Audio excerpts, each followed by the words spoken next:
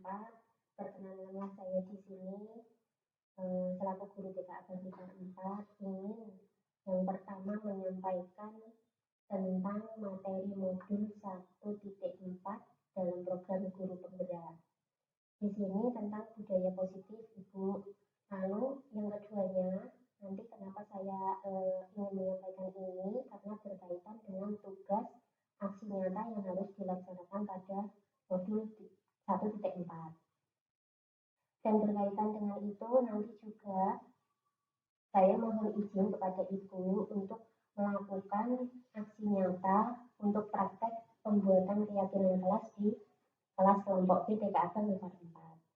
Seperti itu. Namun sebelum nanti kita akan praktek terlebih dahulu, sebelum kita akan menyampaikan materi terlebih dahulu, kita berdoa terlebih dahulu Ibu untuk membaca basmalah bersama-sama. Bismillahirrahmanirrahim. Terima kasih. Untuk selanjutnya saya mohon izin untuk menyampaikan beberapa materi atau sekedar kita belajar bersama untuk menyampaikan tentang budaya positif yang sudah saya terima dari pembelajaran di program guru penggerak.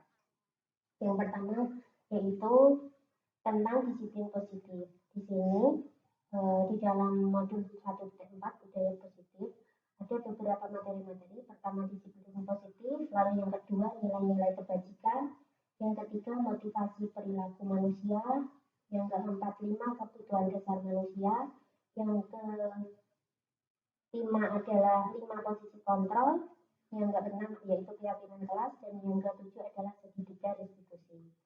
Yang pertama tentang disiplin positif. Disiplin positif berkaitan dengan tata tertib atau aturan-aturan yang selayaknya dipatuhi oleh murid-murid di sekolah, seperti itu. Lalu untuk nilai-nilai kebajikan merupakan nilai-nilai kebajikan universal yang harus dimiliki oleh setiap individu murid, yaitu seperti contohnya nilai-nilai kebajikan seperti tanggung jawab, mandiri, lalu bernalar kritis, lalu kerjasama, dan ada beberapa juga pengertian nilai kebajikan yang dirumuskan dalam modul 1.4. Namun kita nanti karena tujuannya dari program guru penggerak adalah mengacu pada pembentukan profil pelajar Pancasila, maka untuk dimensi nilai-nilai kebajikan di profil pelajar Pancasila ada 6, yaitu yang pertama beriman, bertakwa kepada Tuhan Yang Maha Esa dan berakhlak mulia. Yang kedua adalah berkebinekaan global, yang ketiga adalah bernalar kritis, yang keempat adalah kreatif, dan yang kelima adalah mandiri, seperti itu. Nah, nanti nilai-nilai kebajikan ini akan kita praktekkan di kelas, ditanamkan melalui kegiatan pembiasaan setiap harinya, seperti kegiatan rutin yang sudah kita terapkan di sekolah ini, dan juga melalui kegiatan keteladanan dari guru di sekolah. Lalu yang selanjutnya adalah motivasi perilaku manusia. Motivasi perilaku manusia ini terdorong dari beberapa dorongan, yaitu karena hanya ingin menghindari dari ketidaknyamanan, seperti contohnya ada sebuah hukuman yang diterapkan di sekolah. Misalnya ada hukuman misalkan datang terlambat, lalu anak langsung dihukum untuk lari mengelilingi lapangan, seperti itu. Nah, ini teori ini menghindari ketidaknyamanan, maksudnya anak-anak hanya sekedar menuruti aturan karena untuk menghindari hukuman yang diberikan oleh guru, seperti itu. Jadi tidak ada motivasi yang terdorong dari dalam dirinya sendiri. Kalau ada motivasi internal, motivasi intrinsik, itu anak-anak pasti akan menyadari sendiri bahwa perbuatan terlambat adalah perbuatan yang tidak baik dan tidak menjadikan suatu sikap disiplin terbentuk di dalam karakternya. Tetapi ada motivasi yang itu adalah dorongan dari luar, yaitu tadi mengenai menghindari ketidaknyamanan. Lalu yang selanjutnya hanya ingin mendapatkan penghargaan atau imbalan. Misalnya ada anak yang menaati peraturan, misalkan hari ini harus memakai sepatu warna hitam seperti itu. Anak-anak kalau yang memakai sepatu warna hitam nanti akan mendapatkan imbalan atau hadiah dari guru atau berupa pujian seperti itu. Anak-anak melakukannya cuma karena untuk mendapatkan imbalan atau pujian dari guru, tetapi tidak terdorong oleh motivasi dari dalam dirinya sendiri, dari hati nuraninya. Lalu yang selanjutnya adalah 5 kebutuhan dasar manusia. Di sini 5 kebutuhan dasar manusia, yaitu yang pertama adalah kebutuhan bertahan hidup. Dan bertahan hidup bagi manusia itu meliputi makan, minum, lalu sandang, pangan, papan, tempat tinggal itu adalah merupakan kebutuhan yang memang pokok dan utama, menjadi dasar nomor 1 dari kebutuhan manusia. Lalu yang kedua adalah kebutuhan penguasaan. Penguasaan itu di sini untuk untuk menunjukkan bahwa dia itu mempunyai kemampuan untuk menguasai orang lain. Misalkan di sini contohnya ada anak-anak berlari, lalu gurunya mencari dan mengikuti lari. Nah, tetapi si anak ini lebih duluan larinya dan tidak tergapai oleh bu guru seperti itu. Anak-anak punya kata-kata seperti ini. Bu guru kan tidak bisa menangkap aku toh. Nah, seperti itu adalah contoh bahwa anak-anak itu memiliki penguasaan terhadap orang lain seperti itu. Untuk lebih jelasnya contohnya pada anak-anak seperti itu. Lalu yang ketiga adalah kebutuhan kesenangan. Kebutuhan kesenangan untuk anak-anak itu kalau anak-anak di TK biasanya bermain, lalu melakukan hal-hal yang mereka itu tidak memerlukan pemikiran yang berat, misalnya hanya sekedar iseng saja seperti mengganggu temannya, tapi dalam proses mengganggunya ini tidak merugikan temannya, tetapi menimbulkan kebercandaan yang timbul dan juga kesenangan di antara mereka. Misalnya iseng hanya sekedar mencubit, tapi mencubitnya tidak sakit, atau sekedar memegang atau jawil, kalau dalam bahasanya jawil seperti itu, atau memeluk seperti itu, anak-anak bisa dapat tertawa dan bermain lepas. Itu adalah kebutuhan dasar dari manusia. Yang selanjutnya kebutuhan dasar manusia yaitu cinta dan kasih sayang. Sebagai guru tentu saja kita harus memiliki perasaan cinta dan kasih sayang terhadap murid kita, agar nanti pembelajarannya berjalan dengan menyenangkan dan juga anak-anak merasa bahwa bu guru itu memiliki perhatian terhadap saya, bahwa saya merasa diterima di kelas untuk mengikuti pelajaran, dan juga kita juga tidak boleh membeda-bedakan antara murid satu dengan yang lainnya. Dan selanjutnya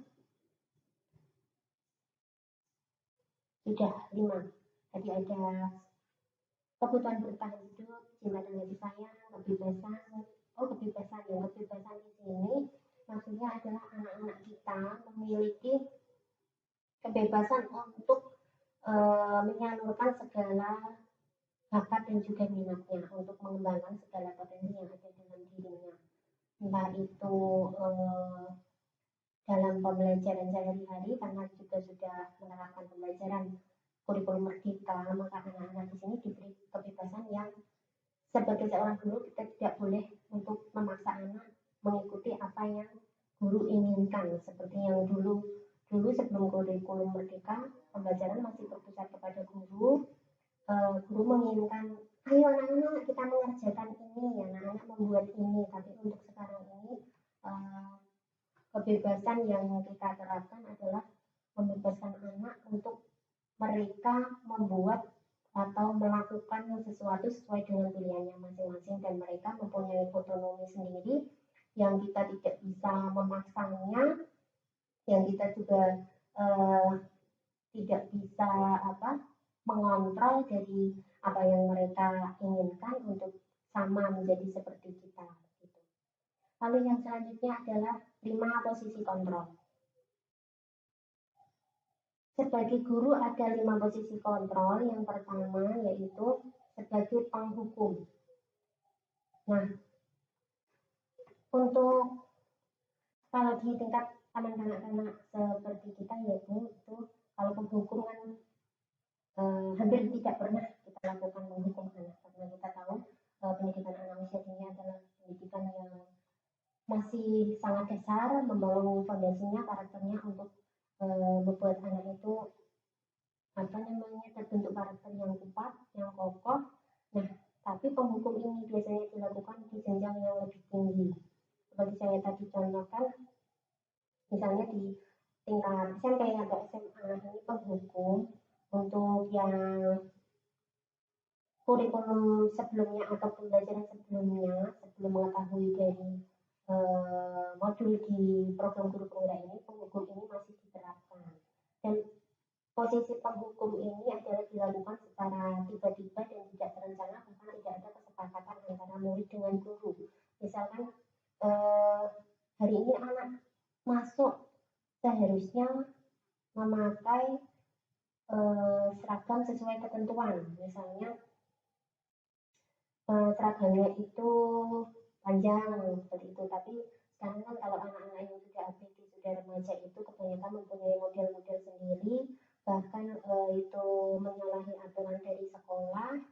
Dan jika posisi guru ini sebagai penghukum, biasanya akan langsung membentak anak dengan suara yang tinggi, nada yang keras, serta tidak akan memberikan toleransi kepada anak atau alasan anak yang diberikan seperti itu. Misalnya telat, lalu ditanya kenapa bisa terlambat hari ini. Oh iya, tadi saya mencari sepatu saya tapi belum ketemu Pak, jadinya ini saya menjadi terlambat, misalnya seperti itu. Posisi penghukum pasti akan langsung memberikan nada yang tinggi, suara keras, lalu akan melakukan itu, hukuman itu selain verbal juga akan dilakukan non verbal atau bisa dihukum secara fisik. Misalnya, silakan sekarang kamu push up 100 kali seperti itu. Nah, itu adalah hal yang tidak boleh kita lakukan sebagai guru. Itu suatu bentuk mengontrol murid, tetapi itu akan membuat anak menjadi menuju pada identitas yang gagal. Lalu yang kedua, selain penghukum, juga ada pemantau. Pemantau di sini adalah guru memposisikan diri mengawasi murid-muridnya, mengawasi apakah murid saya itu sudah berbuat sesuai aturan atau belum, seperti itu. Dan juga biasanya pemantau ini memantau dengan membuat catatan kecil atau bentuk checklist untuk memantau anaknya di kelas atau di sekolah. Yang ketiga adalah posisi sebagai teman. Sebagai teman di sini dicontohkan dengan kalimat-kalimat, misalkan ada seorang guru yang memerlukan bantuan pada muridnya atau membuat muridnya untuk menjadi mengikuti pembelajaran dengan baik, misalnya ayolah bantu ibu untuk mengerjakan ini supaya nanti nilaimu bagus, seperti itu. Ayo kita bantu, seperti itu. Tapi di sini bahasanya adalah lebih bahasa kepada teman, dan si anak ini menganggapnya mungkin iya akan mengiyakan atau akan membantu, namun pada saat nanti suatu saat itu, pada saat si anak memerlukan bantuan balik atau memerlukan bantuan dari gurunya ini, dan gurunya ini tidak dapat membantunya, itu si anak akan merasa bahwa ternyata Pak guru, Bu guru itu tidak sayang sama saya karena tidak mau membantu saya, seperti itu. Jadi ini juga kurang efektif untuk digunakan dalam mengontrol murid. Lalu yang selanjutnya adalah posisi sebagai manajer. Di sini manajer ini adalah posisi yang paling baik yang harus dilakukan oleh guru untuk penyelesaian masalah yang dihadapi oleh murid. Dalam posisinya sebagai manajer, guru berkolaborasi dengan murid untuk mencari solusi permasalahan dengan melakukan segitiga restitusi. Yang nanti akan ada tahap-tahapnya, 3 tahap yang dilakukan, dan di sini guru memberikan kesempatan kepada anak untuk mempertanggungjawabkan apa yang sudah diperbuatnya dan juga membuat anak untuk menemukan solusi dari permasalahan yang dihadapi, seperti itu. Lalu yang selanjutnya adalah keyakinan kelas. Keyakinan kelas di sini perlu dibentuk di kelas untuk menumbuhkan sikap-sikap positif atau nilai-nilai yang perlu ditanamkan kepada anak-anak. Kesepakatan kelas atau keyakinan kelas ini berhubungan dengan nilai-nilai kebajikan universal yang nanti dengan tujuan untuk membuat anak adalah merasa yakin bahwa hal-hal yang diperbuatnya adalah hal-hal yang benar atau meyakini nilai-nilai yang ada dalam dirinya, nilai-nilai yang diyakini mereka adalah perbuatan yang baik, bukan sekedar kesepakatan yang harus, misalkan kalau hari ini kamu harus membereskan mainan misalkan, tetapi kalau tidak kamu resikonya seperti ini, seperti itu termasuk konsekuensi dan bukan konsekuensi yang disepakati oleh antara guru dengan murid, dan berbeda dengan keyakinan kelas yang memang keyakinan kelas itu sudah tertanam dalam diri murid dan mempunyai motivasi dorongan dari dalam diri murid sendiri untuk berbuat bahwa itu mereka meyakini adalah hal-hal atau nilai-nilai yang baik yang harus mereka miliki. Selanjutnya adalah segitiga restitusi. Di sini segitiga restitusi adalah tadi penerapan untuk penyelesaian suatu masalah yang dihadapi anak. Nah ini dalam penerapan ini guru berkolaborasi dengan anak untuk menyelesaikan masalah yang dihadapi dengan tahapan pertama yaitu menstabilkan identitas, itu dengan dengan pertanyaan-pertanyaan, misalkan anak melakukan kesalahan dengan temannya, memukul temannya, itu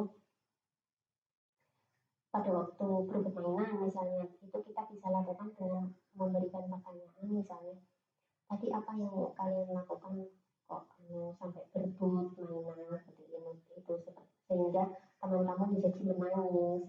Nah nanti si anak ini pasti jawabannya iya, tadi saya merebut mainannya, seperti itu. Pasti anak tidak akan menjawab seperti itu, memancing kejujuran dari anak-anak. Nah, tujuan kamu apa kok kamu merebut mainannya? Saya mau pakai mainan itu Bu, misalnya seperti itu.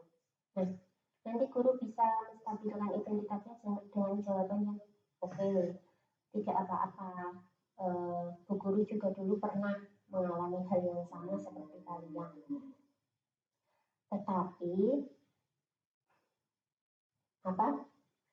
apakah perbuatan itu menurut kalian baik atau buruk, seperti itu ditanyakan juga kepada anak-anak. Yang kedua adalah memvalidasi tindakan, itu menanyakan alasannya kenapa, seperti tadi apa tujuannya apa. Yang ketiga adalah menanyakan keyakinan. Kita tanyakan nilai-nilai yang mereka yakini jika merebut mainan dengan temannya itu kira-kira itu melanggar keyakinan kelas kalian atau tidak. Biasanya segitiga restitusi ini dilakukan setelah nanti membuat keyakinan kelas bersama murid yang sudah dilaksanakan. Lalu apabila timbul suatu masalah, dilakukan segitiga restitusi untuk menyamakan persepsi atau pengetahuan di poin tahap ketiga, yaitu menanyakan keyakinan. Nanti akan berhubungan dengan keyakinan kelas di sini. Misalkan berebut mainan, nah kemarin keyakinan kelas kita apa yang sudah kita buat, apakah kita boleh berebut mainan dengan teman, apakah kita boleh menyakiti teman, itu anak akan menjawab, oh ya kemarin kita harus sayang sama pengadu, kita tidak boleh berebut mainan, seperti itu. Dan kalau seperti itu, kalau guru bisa menanyakan, solusi kalian sekarang apa? Solusimu apa karena sudah berebut mainan temannya? Oh iya, saya mengakui kalau itu perbuatan yang tidak baik, adalah perbuatan yang salah. Lalu bagaimana jika itu perbuatan yang salah? Saya akan meminta maaf pada teman. Nah, itu dari ketiga tahapan ini nanti dengan tujuan untuk mendisiplinkan anak, tetapi tidak membuat anak itu merasa bersalah atau merasa dihukum atau merasa rendah diri, seperti itu. Oh ya, tadi yang 5 posisi kontrol, masih satu lagi adalah pembuat rasa bersalah. Pembuat rasa bersalah di sini guru membuat anak itu merasa ada dampak negatifnya dari apa yang kata-kata dilontarkan oleh guru. Misalkan contohnya, kamu kenapa tidak mengerjakan tugas ini? Nanti gimana? Apa tidak kasihan sama orang tua kamu? Apa kamu nggak kasihan sama bu guru? Seperti itu. Nah, anak-anak kan di sini pasti akan merasa bersalah dalam hatinya. Oh ya, kalau aku tidak mengerjakan, nanti ayah ibuku pasti tidak suka, pasti akan marah, seperti itu. Tetapi di sini juga kurang efektif untuk mengontrol murid, karena ini akan membuat si anak merasa rendah diri dan tidak memiliki kepercayaan diri untuk mengikuti atau melaksanakan pembelajaran selanjutnya, gitu. Jadi yang paling baik adalah tadi posisi sebagai manajer, lalu dari keyakinan kelas yang sudah dibentuk itu kita bisa menerapkan segitiga restitusi untuk menyelesaikan masalah-masalah yang dihadapi bersama murid, begitu. Dan dari materi ini nanti mohon izin kepada Ibu untuk melaksanakan praktek keyakinan kelas agar nanti kita dalam pembelajaran sehari-hari di sekolah terbentuk suatu budaya yang positif, bisa melalui keteladanan, pembiasaan, dan juga nanti keyakinan kelas yang akan kita miliki menjadi budaya yang positif kepada anak-anak kita. Gitu. Terima kasih. Mohon tanggapannya dari Ibu terkait keyakinan kelas yang akan kita laksanakan. Terima kasih. Assalamualaikum warahmatullahi wabarakatuh. Waalaikumsalam warahmatullahi wabarakatuh. Dari hasil paparan Ibu Liliana yang sudah disampaikan panjang lebar tadi tentang kegiatan yang akan melakukan keyakinan kelas, saya selaku kepala hanya memberikan motivasi dan memberikan kesempatan kepada Ibu Liliana untuk mengadakan kegiatan tersebut. Saya mendukung sekali karena kegiatan ini sangat banyak sekali bermanfaat terutama kepada peserta didik. Hal ini bisa menambah wawasan saya selaku kepala karena saya sendiri belum mengerti itu apa toh keyakinan kelas, tetapi dari hasil paparan Bu Liliana yang sangat panjang lebar tadi, ternyata kepada anak itu sangat banyak sekali manfaatnya, kemudian nanti termasuk perkembangan sosial emosionalnya kepada anak. Kemudian melalui pembiasaan dan melalui kegiatan-kegiatan ini saya rasa saya sangat mendukung sekali dan saya sebagai kepala sangat mengapresiasi kepada Ibu Liliana untuk melakukan kegiatan tersebut. Mungkin saya sebagai yang dituakan di sini memberikan izin sepenuhnya dan memberikan motivasi kepada Ibu Liliana. Semoga nanti kegiatan keyakinan kelas ini bisa berjalan dengan baik dan anak-anak bisa menjadi anak-anak yang soleh-soleha dan menjadi pribadi yang lebih baik tentunya. Mungkin dari saya hanya cukup sekian. Ada kurang lebihnya dalam memberikan tanggapan, saya mohon maaf. Billahi taufiq wal hidayah. Wassalamualaikum warahmatullahi wabarakatuh. Terima kasih sekali kepada Ibu Kepala Sekolah yang sudah mau belajar belajar bersama saya tentang ilmu baru yang sudah saya dapatkan dari program guru penggerak, utamanya di modul 1.4 tentang budaya positif yang akan kita laksanakan di sekolah. Semoga kita semua dapat menjalankannya dengan baik sehingga menghasilkan anak didik yang berbudaya dan juga berbudi pekerti luhur sehingga dapat tercapai suatu tujuan pendidikan yang kita harapkan. Untuk selanjutnya acara izin saya pada siang hari ini dan penyampaian materi mungkin dirasa sudah cukup. Untuk selanjutnya acara akan kita tutup dengan membaca hamdalah bersama-sama. Alhamdulillahirobbilalamin. Terima kasih. Banyak kekurangan dari saya dan kesalahan dalam bertutur kata, saya mohon maaf yang sebesar-besarnya. Assalamualaikum warahmatullahi wabarakatuh. Waalaikumsalam warahmatullahi wabarakatuh.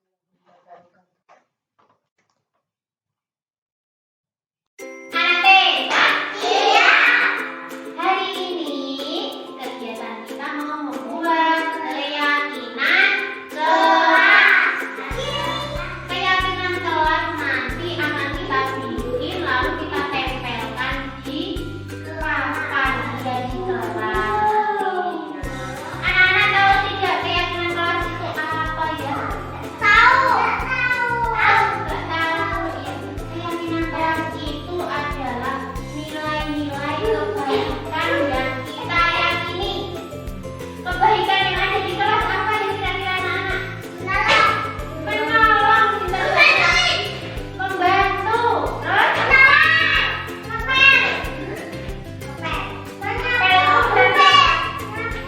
melaksanakan piket kelasnya. Lalu apa lagi? Kalau kepada teman, menyanyi. Kalau kepada orang tua,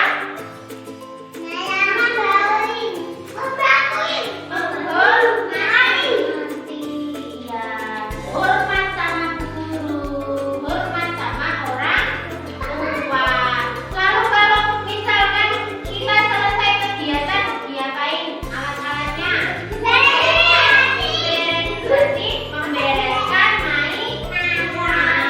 Ya. Terus apa lagi kira-kira? Apa lagi? Kebaikan apa lagi yang kita akan sepakati hari ini?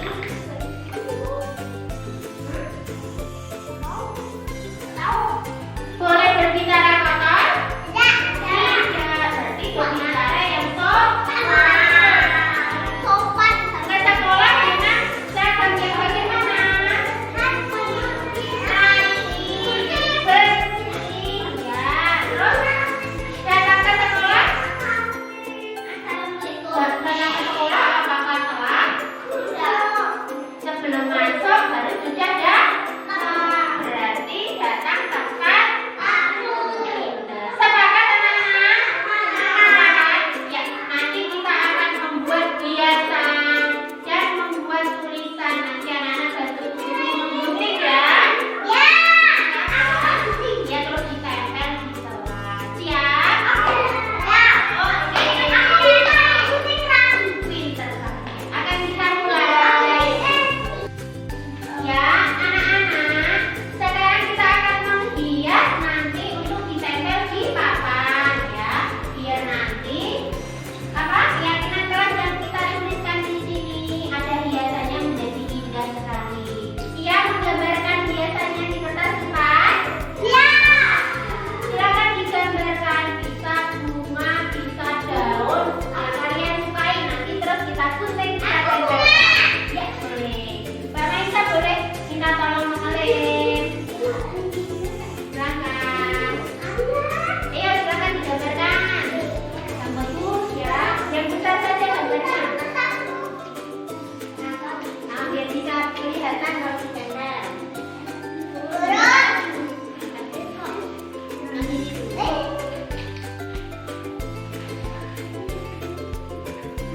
Ya, ayo mulai. Bisa yang besar gambarnya.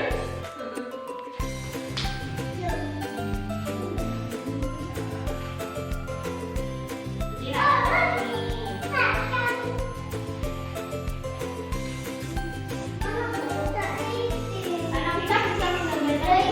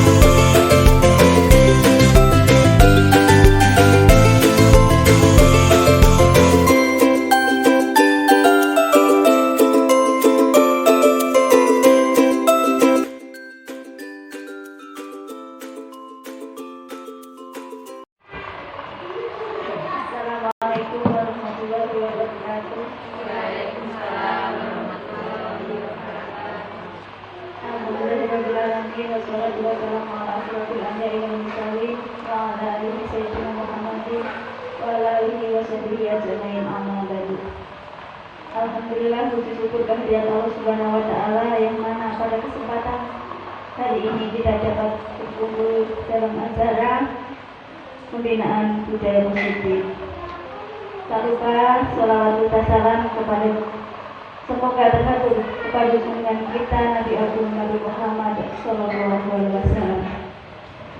Saya sebagai pembawa acara akan memberitakan susunan acara, yaitu yang pertama pembukaan, yang kedua sambutan kedua bungkus, dan yang ketiga pengibasan budaya positif oleh Ibu Liliana, dan yang keempat yaitu lain-lain, dan terakhir yaitu penutup.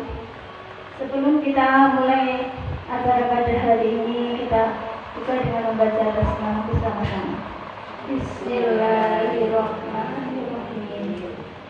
Yang kedua yaitu sambutan kepada kedua bungkus kepada Ibu Tukinah SPP, kami persilakan. Bismillahirrahmanirrahim. Assalamualaikum warahmatullahi wabarakatuh. Bismillah, alhamdulillah, walhamdulillah, la haula wala quwata illa billah. Ibu-ibu, teman-teman semua yang bahagia, Pertama-tama marilah kita panjatkan puji syukur kehadirat Allah SWT, yang mana pada siang hari ini kita dapat berkumpul di tempat ini dengan selamat, tiada kurang suatu apapun. Yang kedua, tidak lupa salawat salam semoga tetap tercurah kepada junjungan kita Nabi Muhammad SAW, yang selalu kita nantikan sahabatnya di yaumul qiyamah nanti. Ibu-ibu yang berbahagia, saya ucapkan terima kasih sekali, terutama kepada Ibu Liliana yang pada kesempatan hari ini akan menyampaikan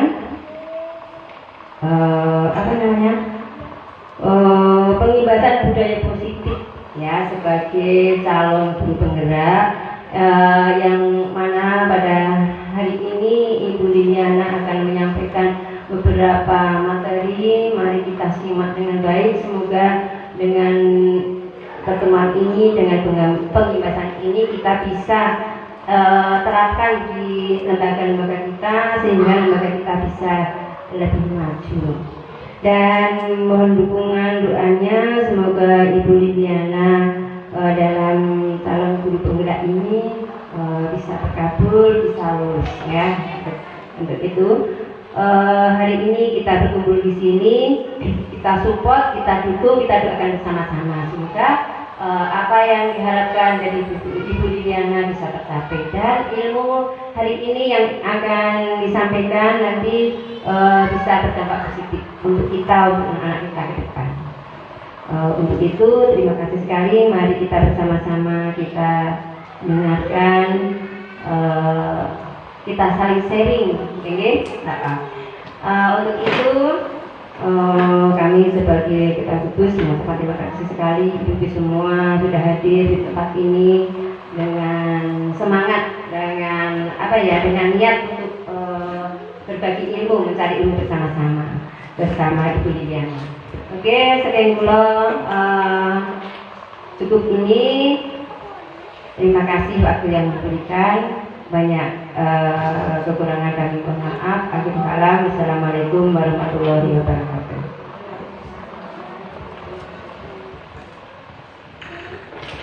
Terima kasih atas sambutannya oleh Ibu Ketua Gugus. Acara yang selanjutnya itu acara inti yang akan disampaikan oleh Ibu Liliana, yaitu pengibasan budaya positif. Waktu dan tempat kami persilakan.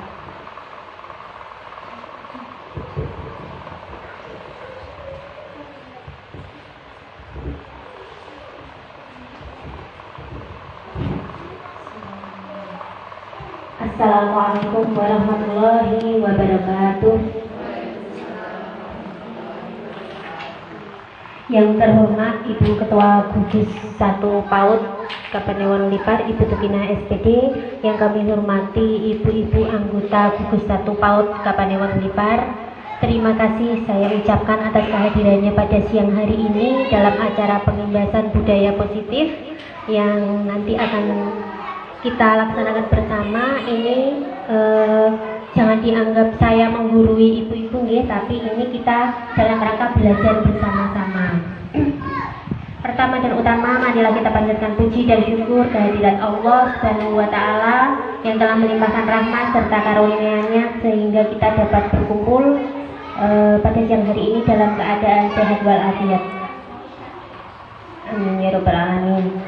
Yang kedua, tak lupa salam dan sholawat marilah kita sanjungkan kepada junjungan besar Nabi Muhammad Sallallahu Alaihi Wasallam. Semoga kelak kita mendapatkan syafaat dari beliau di yaumul akhir. Amin ya rabbal alamin.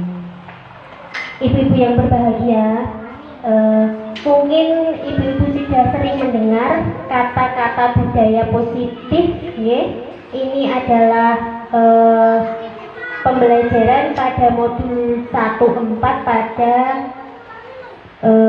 program calon guru penggerak angkatan 6. Nah, di sini budaya positif itu mungkin sudah sering kita, tidak asing di telinga kita. Mungkin dari ibu-ibu ada yang sudah mengetahui tentang budaya positif. Sudah apa belum Bu? Belum. Oh ya, belum. Marilah jika belum, kita di sini akan belajar bersama-sama. Nanti jika ada hal-hal yang kurang dimengerti, nanti kita bisa sharing bersama-sama. Materi pada siang hari ini yang akan kita bahas adalah yang pertama perubahan paradigma belajar, kemudian disiplin positif, lalu nilai-nilai kebajikan universal, lalu motivasi perilaku manusia, kebutuhan dasar manusia, posisi kontrol, keyakinan kelas, dan segitiga restitusi. Sebelum kita membahas tentang budaya positif, pada modul sebelum-sebelumnya sudah kami pelajari, yaitu tentang filosofi Ki Hajar Dewantara. Itu terdapat pada modul 1.1 di program guru penggerak. Nah, di sana tertuang filosofi dari Ki Hajar Dewantara, antara lain pendidikan adalah menuntun segala kodrat yang ada pada anak-anak untuk mencapai keselamatan dan kebahagiaan yang setinggi-tingginya, baik sebagai manusia ataupun sebagai anggota masyarakat. Lalu selanjutnya, pendidikan dan pengajaran disesuaikan dengan kodrat alam dan kodrat zaman. Yang di sini artinya, mengapa sesuai dengan kodrat alam dan kodrat zaman? Karena di negara Indonesia yang wilayahnya dari Sabang sampai Merauke, dari pesisir pantai juga ada yang di pegunungan, tentu saja gaya hidupnya, lalu budayanya itu berbeda-beda, dan kita harus sebagai guru menyesuaikan pembelajaran sesuai dengan alam dan juga zamannya. Zaman dahulu mungkin belum ada teknologi ya ibu-ibu, tapi kalau sekarang teknologi sudah sangat maju dan canggih sekali, jadi kita juga harus bisa mengikuti dan menyesuaikan dengan kemajuan zaman yang ada. Lalu untuk menuntun segala kekuatan kodrat di sini berarti kita sebagai guru itu tugasnya hanya menuntun saja, menuntun dan mengarahkan anak saja. Kita tidak bisa merubah kodrat anak. Seperti diibaratkan tanaman padi, petani menanam padi itu hanya bisa menanam, memupuk, merawat, menyiangi rumputnya, membasmi hamanya. Nah, tetapi petani tidak bisa merubah kodrat padi menjadi jagung, seperti itu. Begitu juga sebaliknya, jagung tidak bisa berubah menjadi padi, ya. Begitu pula kita sebagai guru dalam mendidik anak, kita hanya menuntun kodratnya saja, dengan tujuan nanti anak akan mencapai keselamatan dan kebahagiaan yang setinggi-tingginya. Itu tadi. Lalu guru sebagai pamong yang menuntun dan mengarahkan murid agar tidak salah langkah. Nah, di sini guru sebagai pamong itu berarti ngemong dan juga mengarahkan saja agar anak-anak itu menjadi anak-anak yang memiliki karakter yang baik dan tidak salah dalam mungkin pergaulan dan juga dalam kehidupan di sosialnya. Lalu ada semboyan yang terkenal sekali menurut semboyan dari Ki Hajar Dewantara, yaitu Engarso Song Tulodo, yang artinya kita sebagai guru harus menjadi teladan atau contoh bagi anak didik kita. Lalu Ing Madya Mangun Karso itu kita harus membangun semangat belajar kepada anak didik kita agar tercapai tujuan pembelajaran dan berkembang semua potensinya. Lalu yang terakhir Tutwuri Handayani, sebagai pendidik kita juga harus memberikan motivasi, dorongan kepada anak-anak didik kita agar berkembang menjadi manusia yang bermanfaat nantinya. Kemudian konsep pendidikan karakter harus diarahkan pada nilai-nilai agama dan budaya. Yang di sini pendidikan karakter menurut Ki Hajar Dewantara yaitu tentang budi pekerti. Nah, kenapa saya menyampaikan filosofi dari Ki Hajar Dewantara? Karena nanti ada hubungannya dengan budaya positif yang akan kita pelajari bersama. Menurut Ki Hajar Dewantara adalah budi pekerti yang di sana banyak sekali nilai-nilai yang terkandung, seperti halnya juga di budaya positif yang akan kita pelajari bersama nanti. Selanjutnya, perubahan paradigma belajar. Di sini menurut Dr. William Glasser dalam kontrol teori yang berkembang menjadi choice theory meluruskan beberapa miskonsepsi tentang makna kontrol. Ilusi guru mengontrol anak. Pada dasarnya kita tidak dapat memaksa murid untuk berbuat sesuatu jika murid memilih untuk tidak melakukannya. Menjadi guru, kita tidak boleh memaksa ya ibu-ibu kepada murid. Misalkan, ayo kamu harus hari ini belajar menggunting. Kalau anak-anak tidak mau, kita tidak bisa untuk memaksa anak tersebut mengikuti kemauan guru. Apalagi sekarang ini adalah pembelajaran yang sudah merdeka, yang sudah membebaskan anak untuk berkreasi dengan kreativitasnya masing-masing. Dan ilusi bahwa semua penguatan positif efektif dan bermanfaat. Penguatan positif atau bujukan adalah bentuk-bentuk kontrol. Selanjutnya, ilusi bahwa kritik dan membuat orang merasa bersalah dapat menguatkan karakter. Menggunakan kritik dan rasa bersalah untuk mengontrol murid menuju pada identitas gagal. Jadi kalau kita terlalu banyak mengkritik dan membuat anak itu merasa bersalah, itu sebenarnya kita tidak menciptakan anak itu karakternya menjadi lebih baik, tetapi justru malah sebaliknya, menjadi anak itu merasa rendah diri, merasa tidak percaya diri, seperti itu. Lalu ilusi bahwa orang dewasa memiliki hak untuk memaksa. Banyak orang dewasa memiliki tanggung jawab untuk membuat murid untuk berbuat hal-hal tertentu. Nah, ini juga tidak boleh kita lakukan seperti tadi, bahwa memaksa itu tidak diperkenankan karena anak-anak itu mempunyai mempunyai otonomi sendiri, keinginan sendiri untuk membuat atau memutuskan sebuah pilihan apa yang ingin diperbuat. Jadi kita tidak punya kontrol untuk memaksa anak menjadi seperti yang kita inginkan, seperti itu. Selanjutnya, di sini disiplin positif. Disiplin positif, strategi yang perlu kita tinjau kembali adalah penerapan disiplin di sekolah kita. Disiplin sering dihubungkan dengan tata tertib, peraturan, dan kepatuhan pada peraturan, kadang dihubungkan juga dengan hukuman.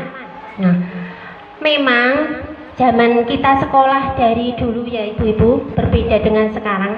Kalau dulu itu misalkan terlambat sebentar sudah ayo lari mengelilingi lapangan, seperti itu.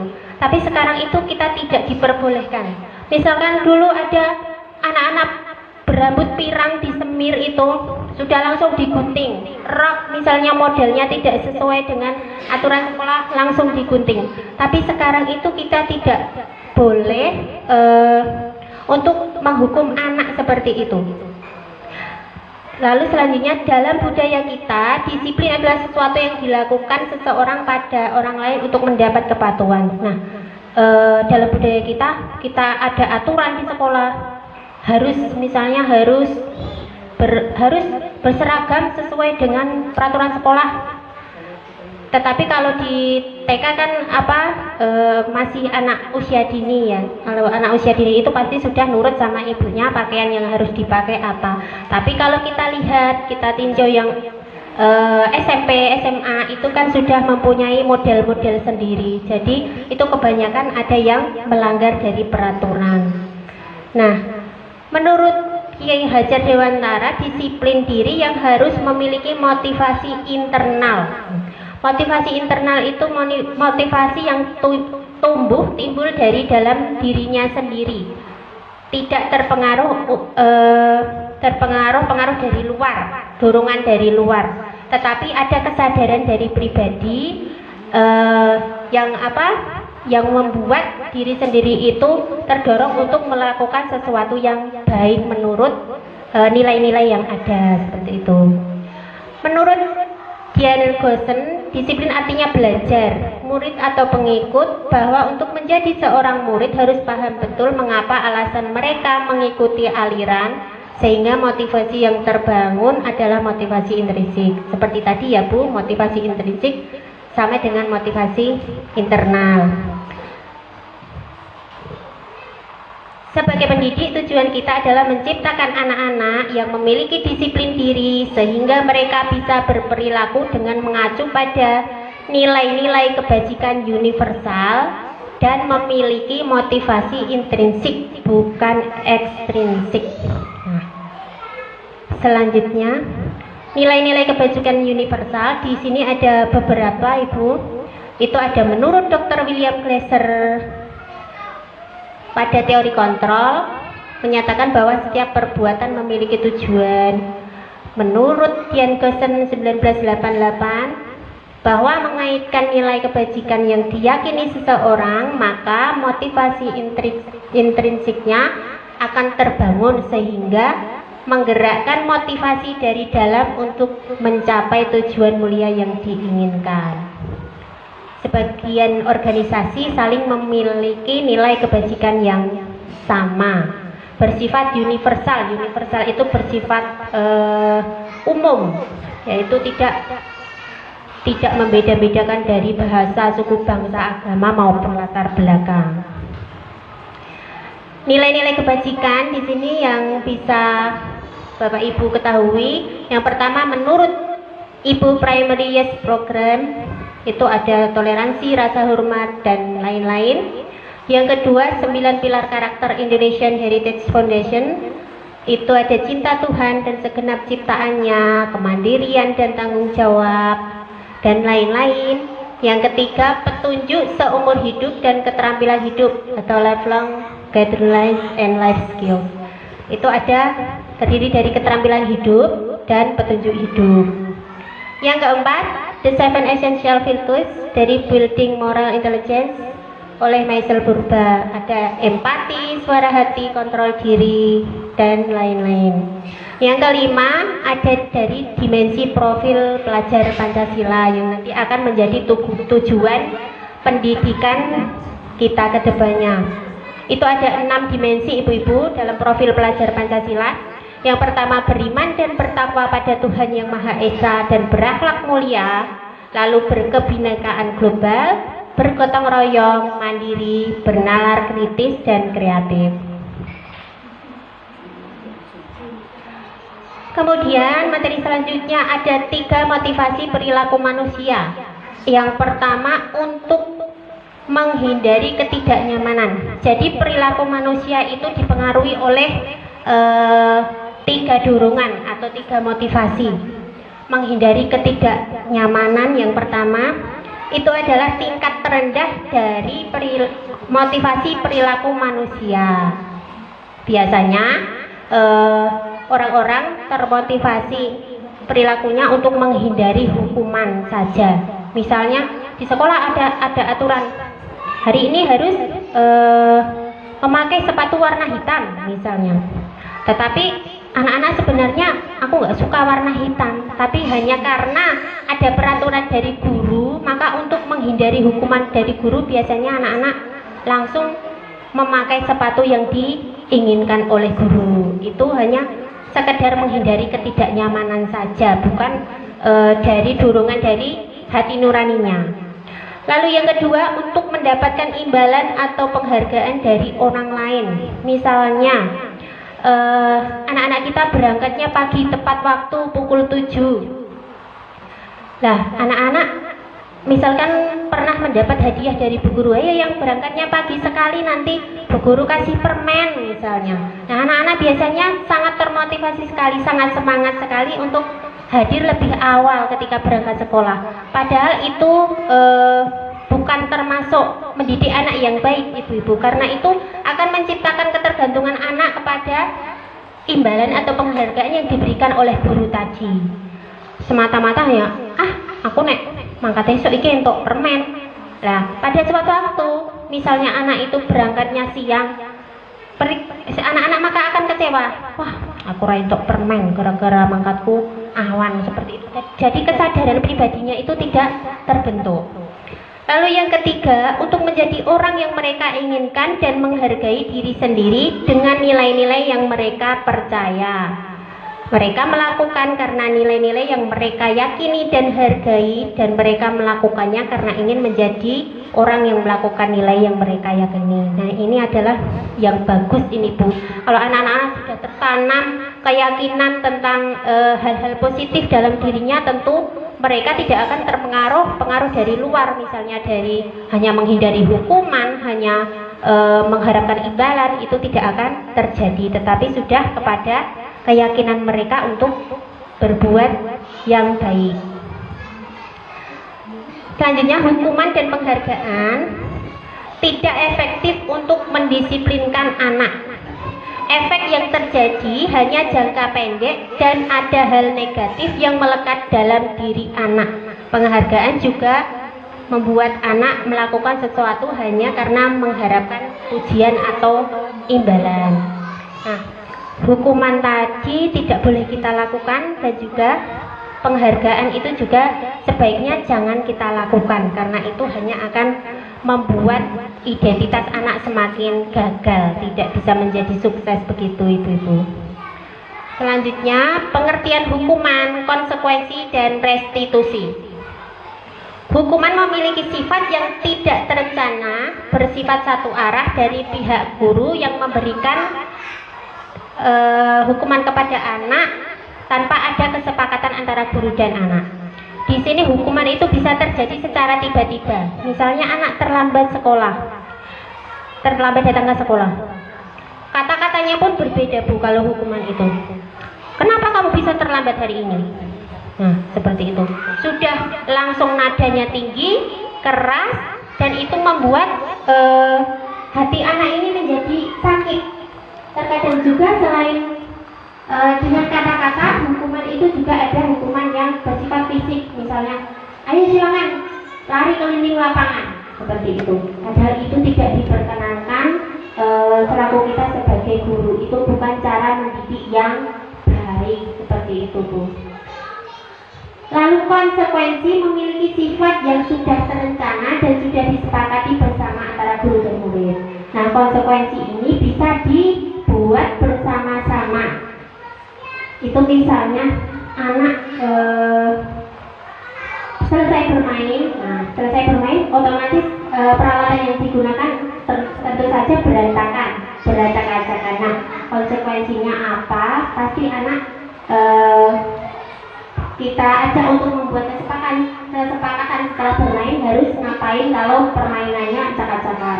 Kita bereskan dulu. Nah, mesti ada kata-kata seperti itu, bisa dibuat kesepakatan bersama. Jadi anak-anak mengerti apa yang diperbuat. Ketika dia melakukan hal yang salah, dia langsung akan menerima konsekuensinya. Yang ketiga, restitusi adalah proses menciptakan kondisi bagi murid untuk memperbaiki kesalahan mereka dan mengembalikannya pada kelompoknya. Restitusi ini adalah tahap yang paling bagus, Ibu-ibu, untuk membentuk budaya positif pada anak-anak kita. Selanjutnya, keyakinan kelas adalah nilai-nilai keselamatan atau kesehatan, nilai kebajikan universal yang disepakati secara tersirat terlepas dari latar belakang suku, agama, bangsa, dan bahasa. Tahapan menciptakan program kebajikan, lihat daftar kebajikan yang telah disusun bersama. Tentukan nilai-nilai kebajikan yang ingin dijadikan perhatian utama di sekolah. Sempurnakan beberapa daftar nilai kebajikan yang utama. Lalu buat poster, bisa juga dimuat di sosial media. Kalau di kelas, itu kita bisa membuat keyakinan kelas bersama dengan anak-anak yang langkah-langkahnya nanti kita tanyakan dulu kepada anak-anak. Anak-anak tahu tidak perbuatan baik apa saja yang bisa kita terapkan di kelas. Kalau kepada teman kita harus bagaimana? Pasti anak-anak menjawab harus sayang. Seperti itu pasti rata-rata dia bisa menjawab seperti itu. Nah, nanti kita bisa tuliskan di papan tulis lalu kemudian dipajang di kelas seperti itu. Selanjutnya, ya, pembentukan keyakinan sekolah atau kelas bersifat abstrak. Di sini bersifat abstrak artinya keyakinan kelas itu berbeda dengan aturan-aturan yang umum ada, tetapi keyakinan itu lebih kepada misalkan dalam bentuk tanggung jawab, lalu kemandirian, lalu juga kerjasama seperti itu, lebih rinci dan konkret begitu. Keyakinan kelas pernyataan universal, pernyataan yang umum yang dapat dibuat dengan bentuk kalimat yang positif, dibuat tidak terlalu banyak dan mudah diingat oleh anak-anak. Lalu semua warga sekolah hendaknya berkolaborasi atau berkontribusi melalui kegiatan curah pendapat tentang keyakinan apa yang diyakini di sekolah kita. Dan keyakinan kelas bisa ditinjau dari waktu ke waktu, apa yang sudah sesuai, apa yang belum sesuai, tentu bisa disesuaikan selanjutnya. Selanjutnya 5 kebutuhan dasar manusia. Yang pertama, kebutuhan bertahan hidup atau survival. Itu manusia pasti membutuhkan makan, minum, lalu pakaian, tempat tinggal, seperti itu sudah menjadi kebutuhan dasar kita yang pertama. Yang kedua, kasih sayang dan rasa diterima. Ini merupakan kebutuhan psikologis yang berhubungan dengan koneksi sosial dan menjadi bagian dari kelompok. Nah, kasih sayang dan rasa diterima harus kita berikan dan kita lakukan selayaknya kita, karena menjadi guru ibu-ibu kepada anak-anak kita harus bersifat sama, adil. Ya, jadi kita harus memberikan kasih sayang yang sama kepada anak-anak kita. Yang ketiga, penguasaan atau power, itu pengakuan atas kemampuan. Lalu kebebasan atau kebutuhan akan pilihan, dan 5 kesenangan. Nah, anak pasti di sini memerlukan kesenangan, entah itu hanya iseng jaring temannya, dia sudah akan merasa senang, itu termasuk kebutuhan dasar. Yang kelima, yang selanjutnya 5 posisi kontrol. Ini ada penghukum. Penghukum itu tadi bisa fisik maupun verbal dengan kata-kata. Lalu pembuat rasa bersalah. Di sini biasanya guru bersuara lembut, tetapi itu membuat merasa tidak nyaman pada anak. Yang ketiga, teman. Ini lebih ke gimana ya kata-katanya? Contohnya, ayo bantu bu guru, biar nanti bu guru cepat selesai pekerjaannya, seperti itu. Lalu pemantau di sini mengawasi, biasanya nanti dengan catatan. Yang kelima, manajer. Nah, manajer ini adalah posisi paling baik untuk berkolaborasi dengan anak untuk mempersilahkan anak bertanggung jawab atas kesalahan yang dibuatnya. Selanjutnya segitiga restitusi, ada 3 tahapan yang dilaksanakan. Pertama, menstabilkan identitas. Itu bertujuan mengubah identitas anak gagal menjadi yang sukses. Yang kedua, validasi tindakan yang salah. Itu menanyakan alasan-alasan kenapa melakukan kesalahan. Lalu ketiga, menanyakan keyakinan. Itu. Lalu selanjutnya, contoh penerapan segitiga restitusi di kelas.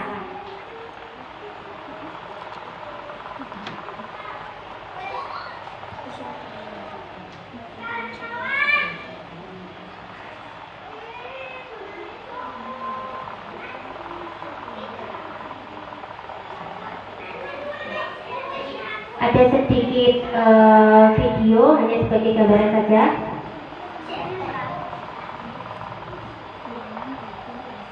Ini pada waktu itu adalah anak berebut mainan, dan pada saat berebut mainan ada yang menangis, sehingga bu guru mengumpulkan anak tersebut dan ditanyakan mengapa kejadian itu bisa terjadi. Tahapan yang dilakukan tadi menanyakan tentang kesalahan yang diperbuat, kenapa berebut mainan, itu dengan 3 tahapan tadi: menstabilkan identitas, lalu memvalidasi tindakan, dan menanyakan keyakinan.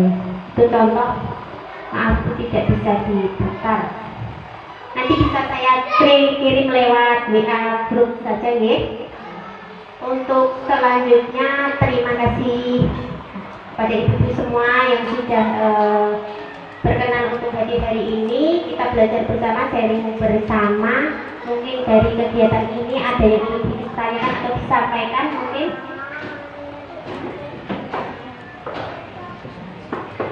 Ada 3 ibu-ibu. Oh ya, terima kasih. Jika tidak ada, terima kasih sekali atas waktunya. Semoga ini bermanfaat bagi kita semua. Nanti materinya bisa saya share di grup gugus kita. Terima kasih dari saya, banyak kesalahan, mohon maaf. Wabillahi taufiq wal hidayah. Wassalamualaikum warahmatullahi wabarakatuh. Waktu kami temui.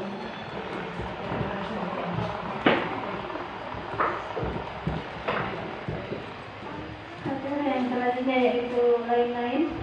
Mungkin ada yang disampaikan atau cukup, oke. Yang selanjutnya yaitu penutup. Alhamdulillah demikian tadi Ibu pemaparan mengenai pengindasan budaya positif yang disampaikan oleh Ibu Liliana. Semoga dapat memberikan motivasi dan menambah pengetahuan ibu-ibu semua pada kesempatan hari ini. Ya, yang selanjutnya yaitu penutup. Sebelum kita tutup, saya sebagai pembawa acara, apabila banyak tutur kata yang kurang berkenan, saya pribadi mohon maaf. Akhirul kalam. Wassalamualaikum warahmatullahi wabarakatuh. Kita tutup dengan membaca hamdalah bersama-sama. Alhamdulillahirabbil alamin. Assalamualaikum warahmatullahi wabarakatuh. Saya selaku Kepala Sekolah di TK Abang Lipar 4 telah melihat pembelajaran pembuatan keyakinan oleh Ibu Liliana Chandra Kusuma. Anak-anak sangat antusias dalam berpartisipasi membuat kesepakatan tersebut.